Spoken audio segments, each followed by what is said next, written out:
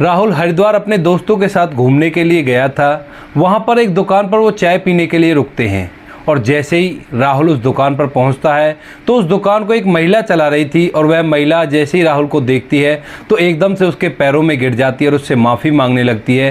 कहती है कि राहुल, मुझसे बहुत बड़ी गलती हो गई, मुझे माफ़ कर दो, मेरी हालत बहुत ज़्यादा ख़राब है। आखिर क्या कहानी थी, क्या किस्सा था, किस वजह से वह महिला राहुल के पैरों में गिरकर माफ़ी मांग रही थी, पूरी घटना की सच्चाई जानने के लिए वीडियो को अंत तक जरूर देखें। नमस्कार दोस्तों, मेरा नाम है जीतू सौरत और आप लोग देख रहे हो ब्रेन डिमांड चैनल। वीडियो को ज़्यादा से ज़्यादा शेयर करें और पेज को फॉलो करना ना भूलें। आज की एक कहानी है कन्नौज की। कन्नौज में एक कॉलेज के अंदर एक लड़का पढ़ा करता था जिसका नाम था राहुल। राहुल अमीर घर का लड़का है, पैसे वाली फैमिली है उसकी। उसके पिता अच्छी सरकारी नौकरी लगे हुए हैं और काफ़ी अच्छा खासा रुपया पैसा ज़मीन जायदाद उनके पास है। उसी कॉलेज के अंदर एक लड़की पढ़ा करती थी जिसका नाम था नेहा। नेहा जो कि मिडिल क्लास फैमिली से है और उसके घर में केवल उसकी माँ है। उसके पिता और भाई की मौत हो चुकी है कुछ दिनों पहले एक एक्सीडेंट से। अब नेहा और राहुल दोनों पहले स्कूल में भी एक साथ पढ़े थे और अब कॉलेज में आकर भी वो दोनों एक साथ पढ़ रहे थे। तो नेहा और राहुल दोनों एक दूसरे के पक्के दोस्त थे और धीरे धीरे कॉलेज के अंदर जैसे वो आते हैं तो उनको पता चलता है कि उन दोनों को एक दूसरे से प्यार हो गया है। अब उनकी मुलाकातें बढ़ती हैं, बार बार कैंटीन में बैठा करते, एक दूसरे से प्यार भरी बातें किया करते। तो एक दिन वो फैसला करते हैं कि क्यों ना हम लोग एक दूसरे से शादी कर लें। इसके बाद जो नेहा है वो अपनी माँ से बात करती है और राहुल अपने माता पिता दोनों से बात करता है। राहुल अपने घर जाता है, अपने माता पिता से कहता है कि मुझे एक लड़की पसंद है और मैं उससे शादी करना चाहता हूँ, अगर आप लोग इजाज़त दे तो। उसके बाद जो उसके घर वाले थे वो पढ़े लिखे थे और काफ़ी अच्छी फैमिली थी उसकी। उसके बाद राहुल के माता पिता उसे लड़की के बारे में पूछते हैं कि बेटा लड़की कैसी है, तो वह उन्हें नेहा का फ़ोटो दिखाता है। लड़की देखने में काफ़ी ज़्यादा खूबसूरत थी।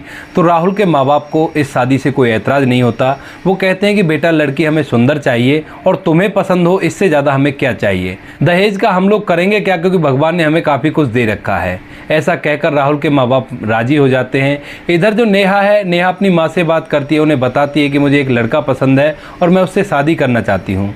नेहा की माँ भी उससे लड़के के बारे में पूछती है तो नेहा भी अपनी माँ को उस लड़के राहुल का फ़ोटो दिखाती है और उसकी माँ जैसी उस फ़ोटो को देखती है तो उसे भी लड़का एकदम से पसंद आ जाता है। इसके बाद वो कहती है कि बेटी हमारे पास देने के लिए कुछ भी नहीं है, तुम इस लड़के से बात कर लेना, मैं तुम्हें कुछ भी दहेज में नहीं दे पाऊंगी। इसके बाद नेहा राहुल से बात करती है और राहुल भी नेहा को बता देता है कि मेरे पिता ने कह दिया है कि हमें दहेज वगैरह कुछ भी नहीं चाहिए, केवल लड़की अच्छी होनी चाहिए और तुम माता पिता को पसंद आ गई हो। इस बात को सुनने के बाद राहुल और नेहा की खुशी का कोई ठिकाना नहीं था, क्योंकि वो दोनों एक दूसरे से बेइंतहा प्यार किया करते थे और अब उनकी शादी में कोई रुकावट नहीं थी। पहले उन्हें थोड़ा सा डाउट था कि कहीं ऐसा ना हो कि राहुल के माँ बाप दहेज मांगने लगें और मेरी माँ के पास ऐसा कुछ देने के लिए नहीं है। लेकिन जैसे ही उन्हें ये पता चलता है कि माँ बाप दहेज नहीं लेना चाहते तो उसके बाद नेहा फूली नहीं समाती और उसके कुछ दिनों बाद दोनों का रिश्ता तय करने के लिए एक जगह तय की जाती है। वहाँ पर नेहा अपनी माँ को लेकर पहुँच जाती है और राहुल अपने माता पिता को लेकर पहुँच जाता है। सभी लोग वहाँ पर इकट्ठा हुए थे, फैमिली वाले आपस में बातें करते हैं और बातें करने के बाद उनकी शादी तय कर दी जाती है। नेहा और राहुल एक दूसरे को अच्छी तरह से जानते थे तो इसी वजह से दोनों परिवार वाले राज़ी हो जाते हैं। और जो राहुल का पिता था वो नेहा की माँ से कह देता है कि बहन जी हमें दहेज में कुछ भी नहीं चाहिए, भगवान का दिया हुआ सब कुछ है हमारे पास। इसके बाद दोनों की धूमधाम से रीति रिवाज से शादी हो जाती है। नेहा दुल्हन बनकर राहुल के घर पहुँच जाती है। वहाँ पर जाने के बाद स्टार्टिंग में सब कुछ ठीक रहता है, लेकिन धीरे धीरे जैसे समय बीतता है तो नेहा को एक अलग सा घमंड चढ़ने लगता है। वह सोचती है कि मेरी इतने बड़े घर में शादी हो गई है और अब मैं जैसा चाहूँ वैसा कर सकती हूँ। इसी बात को दिमाग में रखकर वह राहुल के घर वालों को कहा नहीं माना करती, छोटी छोटी बातों पर इरिटेट हो जाया करती, क्योंकि उसकी माँ का घर काफ़ी छोटा था और अब जिस घर में वो आई है वो काफ़ी आलीशान है, घर में नौकर चाकर लगे हुए हैं और काफ़ी रुपया पैसा उनके पास है। अब इसको देखकर नेहा बौखला जाती है और वो अच्छी तरह से ना तो किसी से बात करती और ना ही किसी का कहा माना करती। जब राहुल के माता पिता उसे कोई छोटी मोटी बात कहा करते तो वो समझा करती कि ये मुझसे लड़ाई कर रहे हैं, वो बात उनकी उसे बुरा लगा करती। ये बात धीरे धीरे कुछ ज़्यादा ही बढ़ जाती है। शादी को लगभग 6 महीने बीत गए थे और 6 महीने बाद जो नेहा है एक दिन ऐसी ही छोटी मोटी बात को लेकर अपनी माँ के पास चली जाती है। इधर जो उसकी माँ है वो भी उसका सपोर्ट करती है, क्योंकि भाई और पिता तो उसके थे ही नहीं। अगर भाई और पिता होते तो थोड़ा बहुत दबाव पड़ता और नेहा ऐसा नहीं करती। लेकिन नेहा की माँ उसे पूरा सपोर्ट करती है और कहती है कि बेटी ठीक है, अगर वो तुमसे लड़ाई करते हैं तो तू बिल्कुल मत जा। क्योंकि अक्सर जब राहुल के माँ बाप नेहा से कुछ कहा करते और जब राहुल नेहा को समझाने की कोशिश किया करता कि ये सही कह रहे हैं, इनका कहा मान लेना चाहिए, तो नेहा समझा करती कि मेरा पति मेरे पे अत्याचार कर रहा है, और इन्हीं बातों को लेकर वो अपने मायके में रूठकर बैठ चुकी थी। धीरे धीरे समय बीतता है। इधर जो राहुल है वो भी परेशान है कि उसने प्यार किया था और प्यार करने के बाद शादी भी हो गई, लेकिन उसके बाद उसकी पत्नी ने उसके साथ क्या किया। जो राहुल के माता पिता हैं वो कई बार अपने बेटे से कहते हैं कि बेटा तू ऐसा कर, बहू को जाकर ले आ, लेकिन राहुल अपने माता पिता से साफ मना कर देता है। कहता है कि माँ बाबूजी आपने तो बिल्कुल भी मना नहीं किया था, ना ही हमने इनसे 1 रुपये का दहेज लिया है, लेकिन फिर भी ये लड़की हमारे सर पर चढ़ के नाचने लगी, तो ऐसी लड़की का हम क्या करेंगे। ऐसा कहकर वो अपने मन को मार लेता है और उसी घर के अंदर बैठा रहता है। अब जब राहुल नेहा को लेने के लिए नहीं पहुंचता है, ना ही राहुल को कोई फ़ोन आता है, तो नेहा की माँ नेहा को लेकर कोर्ट में खड़ी हो जाती है और वहाँ पर दहेज का मामला दर्ज करा देती है। वो सोचती है कि दहेज का मामला दर्ज हो जाएगा, उसके बाद इन लोगों को अकल आएगी और ये लोग दोबारा से नेहा को ले जाएंगे। लेकिन राहुल उस केस को लड़ता है। केस चलता है काफ़ी दिनों तक और कुछ दिनों बाद उन दोनों का तलाक हो जाता है। तलाक होने के लगभग 6 महीने बाद जो नेहा की माँ है उसका भी देहांत हो गया था। अब नेहा अपने घर के अंदर अकेली रह जाती है और उसने जो गलतियाँ की थी उन गलतियों की वजह से वो राहुल के पास भी नहीं जा सकती थी। अब वो बहुत पछताती है, बहुत सोचती है इस बात के बारे में कि उसने जो भी किया गलत किया, अच्छा खासा घर मिला था, लेकिन अब पछताए होत क्या जब चिड़िया चुग गई खेत। अब नेहा के पास ऐसा कुछ भी नहीं बचा था जिस वजह से वो राहुल के पास जा सके। उसकी हिम्मत नहीं होती है दोस्तों। तो इसके बाद वह एक फ़ैसला लेती है, वह अपने उस घर को, जिस घर में वो लोग रहा करते थे, उस घर को बेच देती है और जो कुछ पैसे रुपए बचते हैं उन पैसों को लेकर हरिद्वार चली जाती है घूमने के लिए। वहाँ जाने के बाद वह सोच रही थी कि अब क्या किया जाए। कई बार वो कुछ गलत कदम उठाने की कोशिश करती है, लेकिन अपने आप को संभालते हुए कहती है कि ज़िंदगी है और ज़िंदगी को ऐसे बर्बाद नहीं किया करते। उसके बाद वो एक फ़ैसला लेती है। वो सोचती है कि हरिद्वार में काफ़ी ज़्यादा टूरिस्ट घूमने के लिए आते हैं, तो मैं ऐसा करती हूँ यहीं पर एक चाय की दुकान लगा लेती हूँ। तो अब जो पैसे उसके पास बचे थे उन पैसों से वो एक छोटी सी चाय की दुकान लगा लेती है।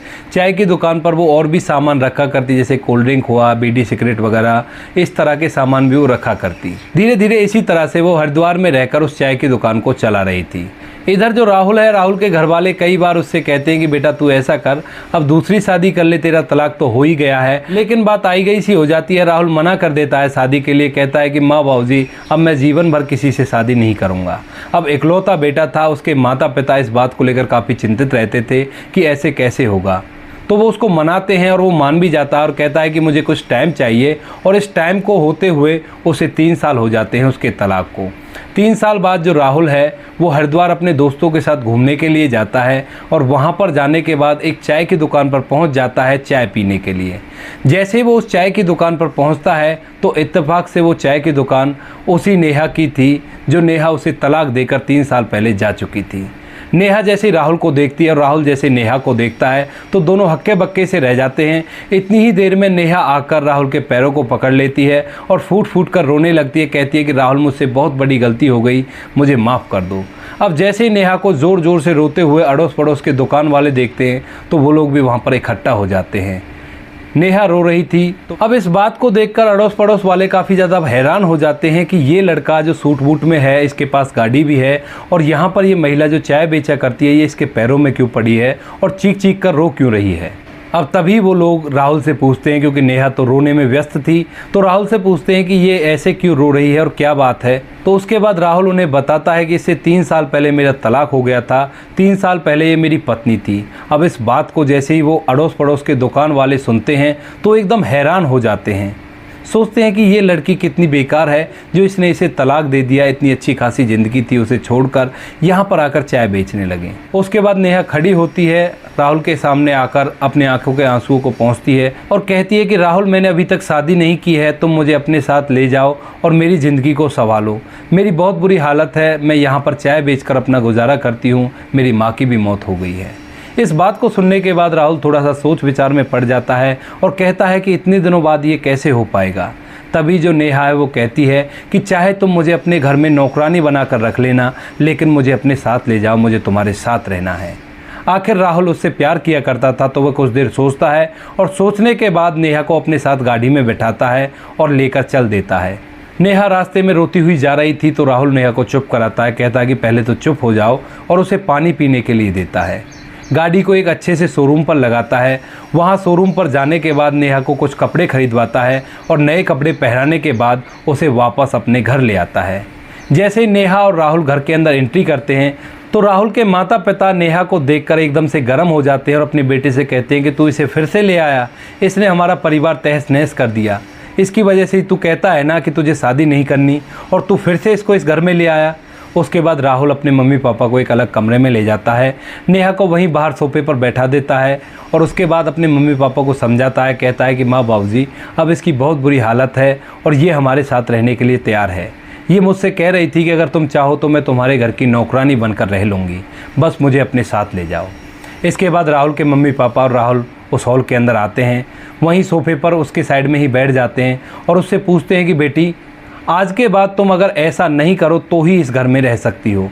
उसके बाद जो नेहा है वो रोते हुए राहुल के मम्मी पापा के पैरों में गिर जाती है और कहती है, माँ बाबूजी मुझसे बहुत बड़ी गलती हो गई, मुझे शादी के बाद आपको ही अपने माता पिता समझना था, लेकिन मैं अपनी माँ को अपनी माँ समझती रही और आपको सास ससुर समझती रही। ये मेरी गलती है और बच्चों से गलतियाँ हो जाया करती हैं, मुझे माफ़ कर दो। रोते हुए जैसे ही इस बात को कहती है तो उसके बाद राहुल की माँ उसे उठाती है और अपने गले से लगा लेती है। कहती है कि बेटी कोई बात नहीं, सुबह का भूला अगर शाम को घर आ जाए तो उसे भूला नहीं कहते। इसके बाद नेहा और राहुल उस घर के अंदर हंसी खुशी रहा करते हैं।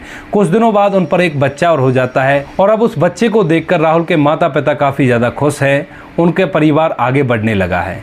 तो दोस्तों ये थी कहानी जहाँ पर एक लड़की ने अपने सास ससुर को अपने माँ बाप नहीं समझा और इसका हर्जाना उसे 3 साल देकर भुगतना पड़ा। 3 साल तक वो दर दर की ठोकरें खाई और उसके बाद दोबारा से उसी घर के अंदर आकर रहने लगी। आपको कहानी जैसी भी लगी वो कमेंट सेक्शन में बता देना। बाकी दोस्तों वीडियो अच्छी लगी तो वीडियो को लाइक और शेयर जरूर करें। इन कहानियों को सुनाने का उद्देश्य आपको परेशान करना बिल्कुल भी नहीं है। ये कहानियाँ आपको इसलिए सुनाई जाती हैं ताकि आप लोग इन कहानियों में तो कुछ ना कुछ सीख सको और अपने जीवन में उस चीज़ को अप्लाई कर सको।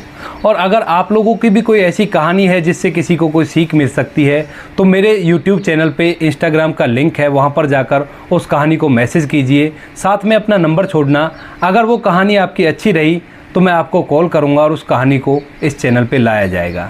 मिलते हैं किसी नेक्स्ट वीडियो नए टॉपिक के साथ, तब तक के लिए जय हिंद, जय भारत, जय हिंदुस्तान।